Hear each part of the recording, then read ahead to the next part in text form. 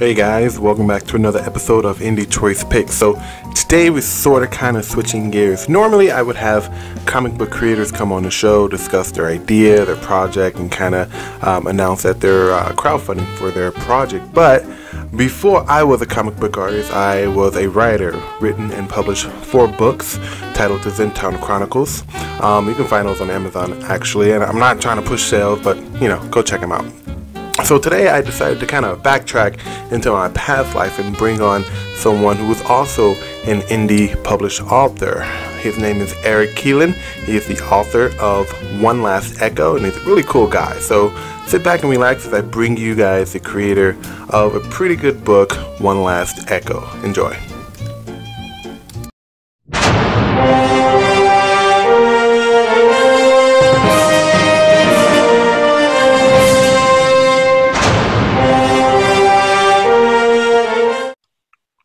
Eric, thank you, man, for coming on the show. I know we've had this back and forth of trying to get you on the show and just couldn't really manage it, but now you're here, man. How you doing today?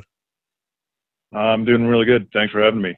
No problem, man. So tell the audience a little bit about who you are and what you do and your book, One Last Echo. Take it away. It's all yours. Certainly. I'm Eric Killeen. I like to think of myself as a professional guard bum. I'm 18 years with the military right now. Okay. Currently serving with the National Guard. Thank you for your service. Thank you. I've had a number of different positions in that. Right now, day to day, I kind of serve them as a business analyst and solution developer. I've been a medic, currently serving as a paralegal. I like to live out in the country. Started out as a city kid in the streets of South Florida. Once I started to move out to the country, I kept getting further and further and further away from the city, and now it's 40 minutes to go out and get a gallon of milk. Wow. Yeah, tell me about it. But it's nice and peaceful out here, and I've been a lifelong member of the nerd geek community. Started out as a young kid playing Dungeons and Dragons.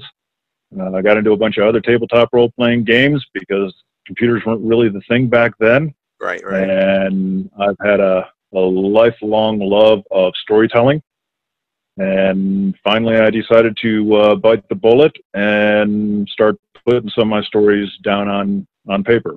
And just past July, I published my first novel, One Last Echo, Book 1, part of a series. And had a lot of fun writing it, had a lot more fun editing it, getting even more fun with the reviews and reader feedback. Okay, nice. So I usually deal with a lot of indie comics on this channel, as you know. So you're actually my first indie author that I've had on the show. You're independently published, correct? Correct. All right, and you did it through Amazon and the KDP. Are you published anywhere else except for Amazon, or is that just exclusively for you? Exclusively on Amazon at the moment. Okay, well, take us through your book. How did you come up with the idea of your book, and what is kind of like the central premise of your story?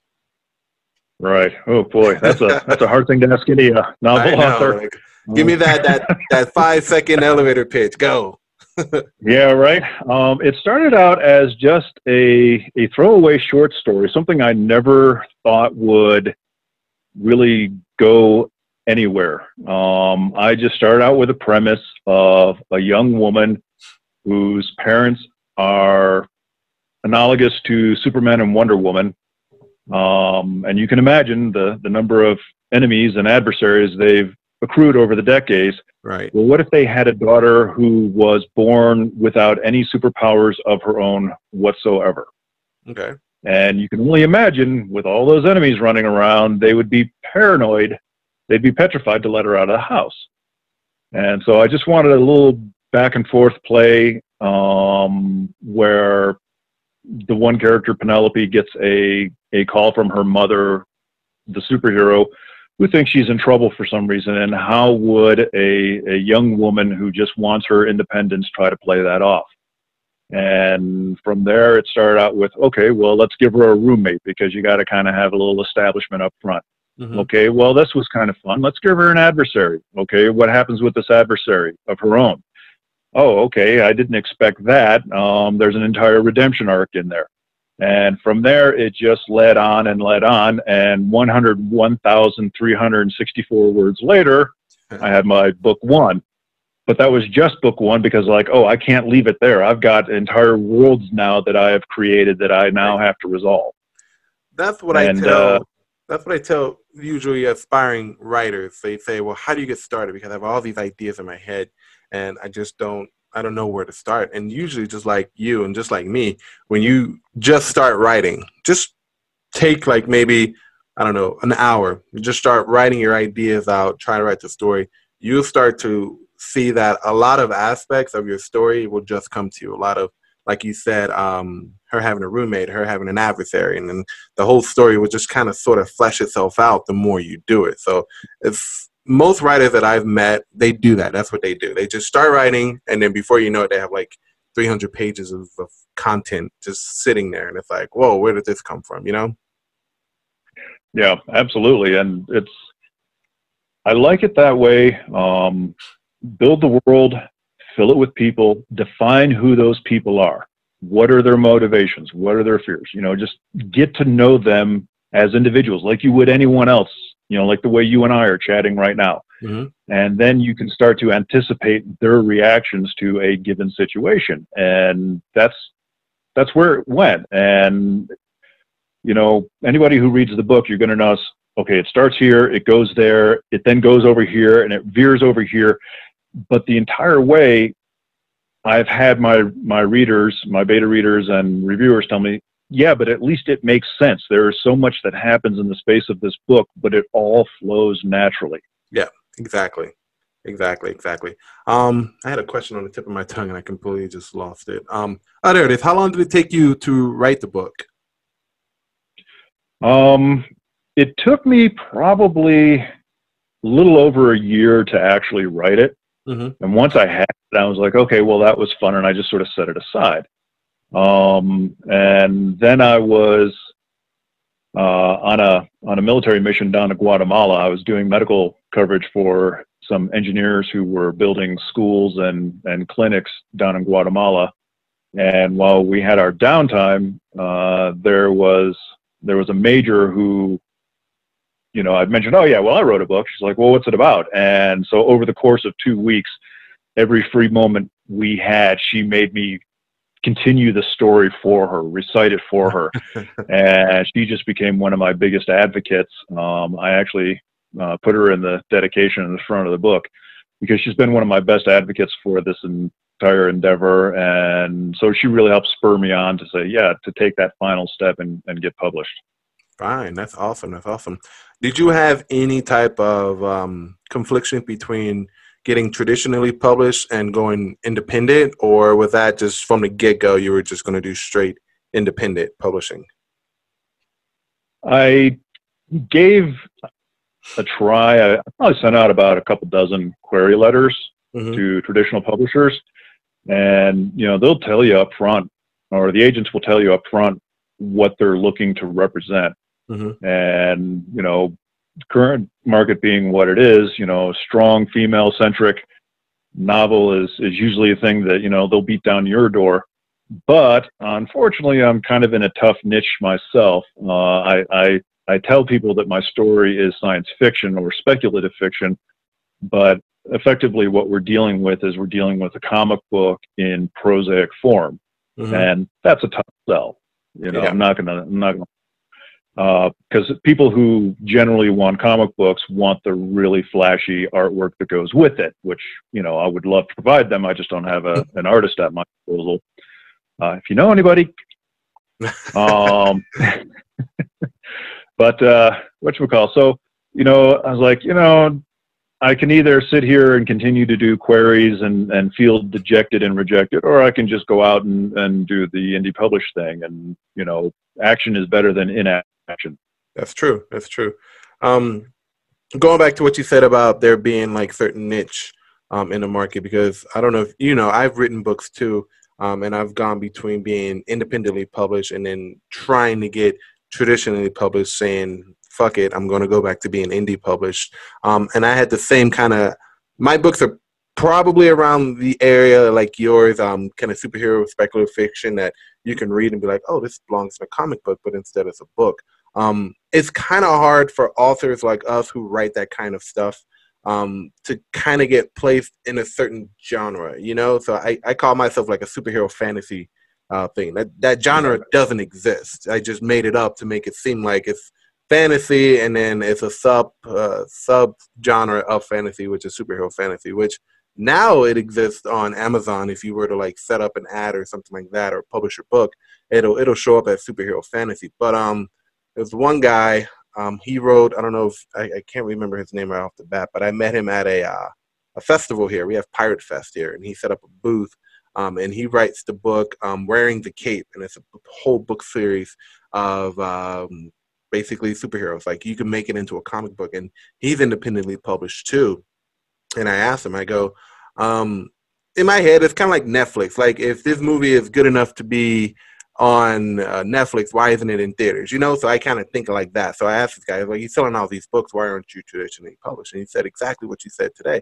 He said he sent out over 250 query letters to agents at multiple times. And each and every one of them came back and said, I'm sorry, the market is not for this book. It's not for this, it's not for that. And he just decided to go independent. And dude, he's doing really well when it comes down to his books. So that's the kind of like the thing. It's like you have these agents who you're trying to get your work to so they can give it to a publisher who will then publish it and give it to the entire world. And to me, it's like these guys are like gatekeepers because they know, like right now you're looking at more of the liberal side of writing. Like every time I go into Barnes and Noble, it's just more and more like liberal books, strong female protagonists, stuff like that. That's great. But for people like you and me who have, you know, maybe a male protagonist, I think you say, yeah, you have a female protagonist, but aside from having a female protagonist, it doesn't really count in terms of the genre. Like they're looking for like the genre that's that's the niche right now. And I think that's really hard for a lot of indie creators, a lot of indie writers to actually find an agent, because the agent is looking for something that's a certain genre, even though they're looking for a particular genre. You know what I'm saying? Right. So it's a little bit hard. Doesn't matter how well your query letter is. Doesn't matter how well your book is written or the cover art or anything like that. They may say that they represent supernatural, fantasy, vampires and stuff like that, but they're really looking for something on the rom-com kind of side, the romantic books, because that's what's in right now. And it's gatekeeping, man. I mean, there's nothing that you can really do about it, but that's why a lot of writers are going independent. And with that comes a lot of you having to do your own marketing and promotion and stuff like that. So how did you do that when your book released? Did you have like you said you have beta readers read your book, they liked it. Did you have like a mailing list? I mean, how did you go in terms of marketing your book for, to make some money? Because everyone wants to make money with books. Right. Yeah. Well, truth be told, the big marketing push is probably coming up in a few weeks. Because, life is, always a bit busy out on the homestead. Yep. Winter months are when I get to kind of settle down, hunker down, because you can't work outside. When you have a homestead, you're working every time there's fair weather. Yep. And then there's obviously military and professional obligations. And so hopefully this winter, that's when I get to start doing my big marketing push. But yeah, it's going to be newsletters. It's going to probably be some Amazon ads. I got to check the wallet, see what my limit is. And a big part of it is conversations like this. A big part of it is interacting with people on social media. When I have interacted amongst the writing community on social media, I've always been encouraged by the positive feedback that I've gotten. Mm-hmm. I've had to deal with a few trolls in my day. Don't we all? But the most, yeah, right. But for the most part, it's, it's going to be the tried and true methods. There are a lot of people who have come before us who have hoed this particular row. So, learn from them, learn what works and what doesn't work. And if you're creative along the way, try something new, but go with what's tried and true. Got you. So, I've had multiple Twitter accounts. I think the one that I'm currently using now is probably one of my most engaging ones. But before, I had a previous Twitter account that I deleted, and I think that was mostly filled with the indie writers community. So there's a lot of people who are writing their books, and these people, honestly, you never got any engagement out of them. It's like they had like auto tweets, just kind of like showing off their book, their book every day at a certain time. It was like, hey, buy my book on Amazon. Looking for a new read, buy my book on Amazon, stuff like that. It kind of got repetitive, and that's one of the reasons why I deleted it, because I fell into the trap too of just tweeting out my book. It never really got any traction, so to speak. It was just me tweeting out a book, hoping to make it sell, blah blah blah, and it never really happened. So what do you, aside from sharing your book on Twitter, you said you're having newsletters going on shows. Have you found success with using social media in terms of trying to sell your book, or are you just letting Amazon just kind of do the work for you in terms of just having your book up for sale and you're just telling people, hey, go buy my book? I mean, what have you done to ensure that you're making sales on your book? Truth be told, pretty much it's going to be going with Amazon. I'm working on book 2 of the series at the moment, but I'm also currently working on a fantasy story as well. And the feedback that I've gotten on my fantasy story has been a lot better. It's been a lot better received, probably because it's more of a traditional genre. Mm-hmm. So I think it's one of those things that once I was kind of expecting book 1 to not do much of anything. I'm kind of playing for the long game. I'm expecting book 2 to say, okay, here, this is going to be a series that has some staying power.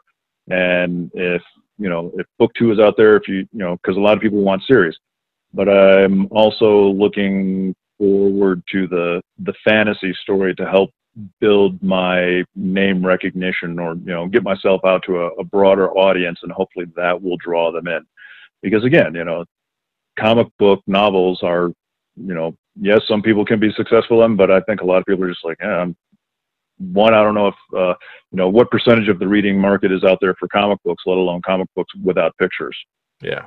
So yeah, that's the niche. But I promise you, we're gonna have our day. It was vampires. Right.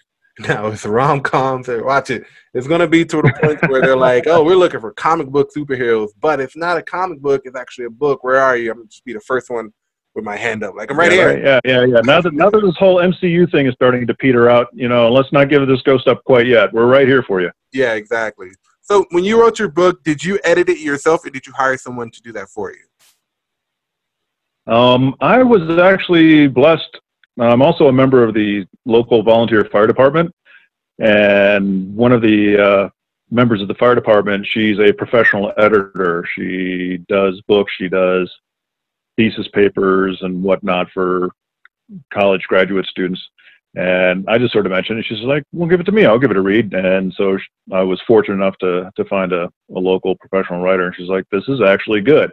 And there were points where in her editing notes, she's doing the usual comma here, here's your crutch word, take that out, or rather take out the other 38 instances you use this particular word in this one sentence. Those kind of edits. But then, there was those really gratifying moments where she's like, I totally didn't see that coming. This is great. It's so hard to get feedback. Yeah, I was lucky enough to find a local editor. That's cool, man. It's so hard to find feedback because you really want to get feedback, because I think on Amazon I have my first book being sold for free, so anybody can go online, get the book for free, but the other 3 books in the series you have to pay for them. So I would see like a couple books here, a couple free books there, yada yada, but no one leaves reviews. So I would get into the mindset of like, okay, is there something wrong with my book in terms of how the story flows, or editing, or grammar? And I start getting self-conscious. So before I found my editor that I work with now, I think I edited all of my books a total of 4 times each. I went through it myself, edited, took some things out, put some new words in, word structure, sentence structure. I did everything. And even to this day, now that they're being professionally edited, I still have that paranoia that, are there plot holes in my book? Because I'm thinking, sometimes I would just think about my story and be like, at the think that might be a plot hole, or how like a certain sentence would read. Right. I would pick up a book, one of my books, and just flip to a random page and read it and see how it flows, and I would get all excited again, like, oh, okay, it's fine, it's fine. But what about the other pages? Let me read something else, you know, and get a little paranoid about it. But do you ever get that way? Do you ever like go back and revisit your books and see if there's something like, okay, so when you wrote it like last year, it was good then. Do you read it again like today and be like, oh, huh, that was really good. That still sits right with me. Do you do that as a writer? Funny thing is, now that it's actually been published, you know, it's like I must have spent easily a good year obsessing over getting everything pitch perfect. Okay. You know, every tittle and jot as far as punctuation and grammar. Are there plot holes? You know, everything that you just got done describing, you know, sweating over that, talking to my beta readers. Well, what did you think about this scene? How was the emotional context for that? You know, just trying to make it everything sing along. What's the pacing like? And now that I've got it up there published and it's between a set of covers, I will not look at it. I am so absolutely terrified.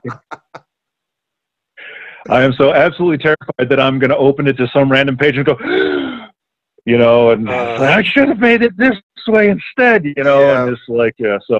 I think that's my problem right there. I'm pretty sure. That's one of the best pieces of feedback I got from my editor was one of the themes, or one of the little side things in the story is that one of the main characters, Emily, has a total crush on an actor in a soap opera, and she watches this soap opera religiously, and she can recite every episode season after season. Mm-hmm. And one of the things I was trying to do is I was kind of trying to tickle out how a lot of the convoluted plots and storylines and romances and relationships that you see in soap operas, you could kind of say coexist inside of the comic book world, only in a set of tights. Exactly. Okay. And so I was trying to kind of hinting at those parallels along the way. And so there's this one scene where, you know, they're asking, he's like, well, what's going on? And it's like, well, you know, so-and-so says that Dr. Steve is, or that she's having Dr. Steve's baby. And she's like, well, he sounds like a real creep. And she's like, no, he doesn't. And she goes and she rattles off this long, season-long plot about, you know, he did this, that, and the other thing, and blah, blah, blah, blah, blah. And my editor left this little note at the side. She says, oh, my God, this is great. You need to make this its own story. It was just meant to be this little throwaway joke, just that little humorous moment to kind of break the pacing, you know, and establish the characters a little bit more. But the editor's like, you totally got to make this its own story. I think that's a great way to kind of sort of write a character too, because when you write a character, you want to write them. Personally, I've written characters that kind of reflect me when I was a kid and things that I like, because it's more fun that way. You kind of, when you create a character, it's kind of like gives you that nostalgia when you talk about a scene from your book that actually happened to you when you were a kid, in a good way. I mean, some of them are a little, I mean, some people kind of go overboard with the dramatics and stuff, and that's fine. Go ahead and do what you got to do. But one of the things that's very important to me, especially as a writer and a comic book artist, is fleshing out characters as much as possible. So the reason why I like the superhero genre is because you usually are dealing with teenagers, adolescent kids who are now given this responsibility to go off and do something while also playing tug of war with their social life. You know, high school girls, bullies, boys, sports, and at the same time hiding that superhero and alter ego that they may or may not have. And I think it's fun developing that dynamic with characters, like, you know, the whole switcheroo, people coming close to figuring out who you are, your superhero identity and stuff like that. Right. And I think that's why I'm so attached to the superhero genre, because it's just, there's so much, there's literally so much you can do with that dynamic and make it fun for readers to watch and read and stuff like that. I think it's pretty cool, in my opinion. Like I read Twilight. Twilight was okay. I read Harry Potter. I mean, Harry Potter is like a really dear book series to me. But I mean, not a lot of people can be wizards. Not a lot of people can be superheroes either. But at the same time, with the whole genre that we're in today, there's not, in my opinion, this is why I don't read a lot of books from like 2016 going to today, is because there's not a lot of in my opinion, well-written characters. Most people are just trying to aim for the whole intersectionalism. Oh, she's a girl, she's trans, she's gay, she's black, blah, blah, blah. But there's not really that much of a flesh out of any of the characters that I've seen. I think the last good book I read that was really great, the book series, was I Am Number 4. And it has 7 books. And that was the last series that I've read. And it was such a good series. If you haven't read that book or that series, I Am Number 4, go read it. It is great. Just, I want to read it again. I can never go back and read a book I've read already, because it's like, I already know what happens. I'm not going to sit here and read it again. That's just, Yeah, right. I can't do that. So that's just my, go ahead. Yeah. Well, you're talking about exploring these different spaces with characters, and you brought up how, here's the individual that has the superpowers and they're trying to hide it from their family, kind of like, what Peter Parker has traditionally tried to do. That was sort of the motivation for the character Penelope. She's the one that her parents are the analog of Superman and Wonder Woman, but she herself has no powers. Well, instead of having the superpowered individual hiding their adventurous life from their normal parents, here is the normal young woman trying to hide her adventuring life from her superhero parents. So it's kind of like because the threat is that much. Kind of like you did the flip, where if instead of trying to hide her power, she's trying to hide how normal she is. Yeah, and there's a lot of inversion in the story. Another character by the name of Robin, she's drop dead gorgeous, she's platinum blonde, absolutely chiseled body, and she resents it. And she absolutely resents it. She resents the objectification that she feels that comes with it. And she kind of gets into a spat with one of the other characters, with Emily. Emily does not see herself as an attractive young woman. And, that's a thing with a lot of young people, not just girls, young men. I was very thin when I was a young man. Before I went to the Army, I was a $125 if I was sopping wet and holding a brick. In fact, before I got to strip out the basic training, they literally made me eat 9 bananas and drink a quart of water just so I would pass the weight standard. Wow. And so I was very self-conscious about who I was as an individual. I did not have the confidence to talk to people, let alone someone of the opposite sex. I was absolutely terrified. And so I understand where that character Emily is coming from, but I also understand that, I've known people who didn't want to be objectified. They wanted to be more. And so they're kind of a opportunity to have that conversation back and forth. And as the stories will go on later in the series, Robin starts to realize maybe it's not about people being objectified. Maybe it's about her capacity to make someone else happy. And ultimately, that's what love is about. It's not about what you're getting. Yeah, you want to be in love. Yeah, you want to feel that sensation. But at the end of the day, isn't love really about you doing for someone else? And that's kind of going to be the moral play that carries on with her character. And Emily as well. Emily needs to realize what her worth and value is. And that was something that I had to learn, so. That's interesting, because a lot of books that I've read in the past, it usually gives some type of subtle message about, not being a shitty person, being the best person that you can be in these characters. And I think that's why a lot of people, back when I was growing up, fell in love with characters, whether it be on TV, comic books, video games, stuff like that. It's because these people who love these characters felt as though that they had something to aspire to. Like, they gave inspiration to people who like them as characters. For example, Ash Ketchum, dude wants to be a Pokemon master. It's been about 25 years, and the dude just now became a Pokemon master. Like, if that's not patience right there, I don't know what is. But aside from all that, that's a hell of a PhD program, right? 25 years, you're finally a Pokemon master, and you're still 10. Like, dude, you have it made already for you. But his capacity to be determined, to not give up, to train hard, to be the best, like no one ever was. He was able to be, that person that me as a kid, didn't really have much to aspire to. But seeing that and wanted to just be better in terms of maybe being a good athlete, which now I am, a good artist and stuff like that, and just being determined to be better.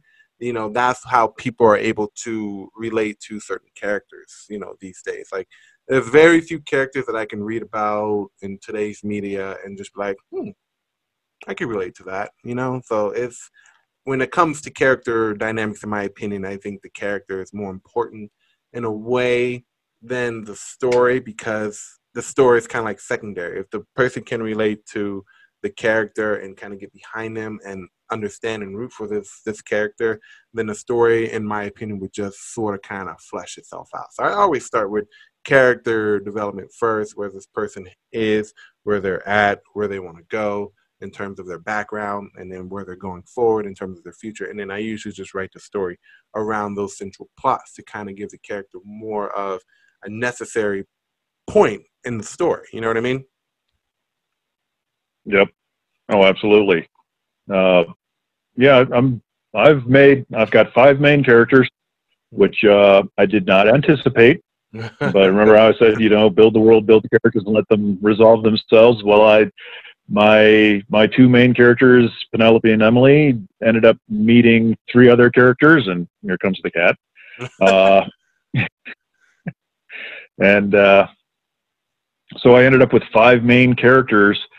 Did not plan it that way, but I think that's probably what helps hold them together. But at the same time, that's a lot of lives to juggle when you're making character-centric stories, because they all do. You know, there's I don't want to.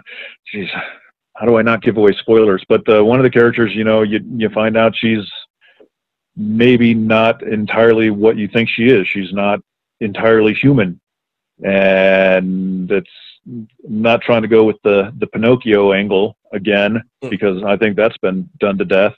But there's a lot of space to explore in that.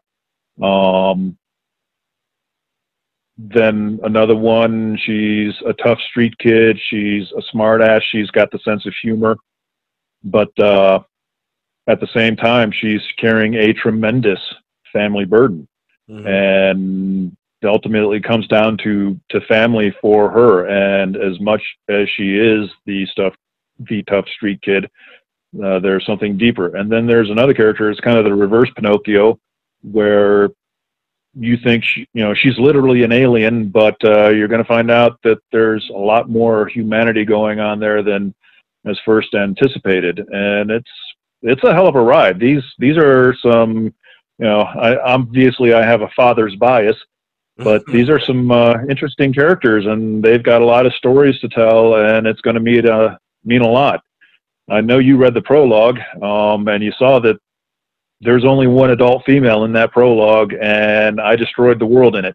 Yep. I like that concept, because I was reading it and I go, okay, what's going on here? And then you find out that, this person that you've been reading for the length of the prologue destroyed the world, and you're like, okay, I kind of want to keep going. Like, what happened here? So I like that. Yeah. I like that what you did there. That was pretty. You kind of gave it a sense of mystery and kind of like fished it out there. Like, okay, here's a little bit. Yeah. Now you got to keep on going to kind of get the rest of the story. That was pretty cool. That was. I liked it. Really good. So, yeah. And how do you sit there and you're singing songs around a campfire and having a great time with a family, and then your little girl says, "Mama, why'd you destroy the world?" Now that's a pretty stark contrast from singing a happy song minutes ago. Yeah, exactly. So hopefully that's the hook. All right. Well, Eric, we're coming down to the end of our time together. I usually ask this of every creator. You're my first indie book writer, indie published writer on the show. So I know there's a ton, and I mean a ton of writers. There's a ton of writers out there who are looking to publish their book or get something started. What is the one piece of advice you can give these people in order to get their book on paper and into the hands of the readers? Go. Don't make excuses for why you can't. Just do it. It's going to be an exercise in discipline. A big theme of my stories is love, and it's not love where you have that frilly butterfly feeling in your stomach. That's not love. That's hormones. That's appetite. Love is that thing that you do in spite of not feeling like it at the time. So, you know, if you love your characters, if you love the story that you're telling, then when you don't feel like writing, you're going to sit down and write. When you feel a little busy with worldly tasks, then you're going to run around and get those tasks accomplished with a lot more alacrity, so you can give yourself that space to sit down and write. Mm-hmm. So if you love it, do it. I tell people very simple. If you write a page a day for a year, that's 365 pages. That's usually an entire book. If you go ahead and write a chapter a month, that's 12. Brain fart. That's 12 chapters a year. If you go ahead and write a chapter a week, that's 52 chapters in a year. So it's not hard. It's just more or less the motivation behind it. But the more you visit your characters in your head up here, the more they're going to tell you, yo, why am I not on this book yet? Why haven't you wrote it yet? Because the idea behind creating anything is to give it to someone else to enjoy. And if you're keeping it up here, in my opinion, that's kind of like the most selfish thing you can do. You know, share that character with the world. Let people know that you are creating this character for them, not for me. Because I don't read my books. It's like you. Like, I don't read my books anymore. I can't. I'm terrified, just like you. You know, I already know what happens in the story. I wrote it. I know exactly what happens from point A to point B to point C and D and beyond. It's for you, the reader, to sort of get out there and figure out the story that I wrote for you, and to understand that, hey, whatever I do is for you. It's not for me, period. So that's my 2 cents. So thank you, Eric, for coming on to the show, man. I really appreciate it. If you know any other indie published writers who want to come on the show, send them my way. I'm trying to get as much independent creator content on the channel as possible. Will do, and thank you again for having me. No problem, guys. If you guys want to go ahead and read Eric's book, One Last Echo, the link for his book to his Amazon page will be in the description. Read it. It's a very good book, especially the prologue. I mean, don't skip the prologue. Read the prologue because it's going to get you sucked into the rest of the story. And, of course, if you do read the book, leave a review, because reviews are the hardest thing any of us have to come by these days. We love feedback, whether it's positive or negative, in my opinion. All right? So, Eric, thank you for coming on the show, man. I will see you on Twitter, my dude. Talk to you later, man. Have fun. Well, that's it for this interview. Thank you guys for watching. If you like the creative idea, the link to their campaign is in the description. You know, when I started off with the Indie Choice Picks videos, I wanted to give a platform to indie creators everywhere. So if you are an indie creator and you have a project that you're working on and you want to come on the show, find me on social media, preferably Twitter or Instagram, and let me know what you're working on. Also, a big shout out to Silver Tiger for giving me that awesome intro you saw at the beginning. I'm Real at Heroic Studios, and remember to support indie creators everywhere.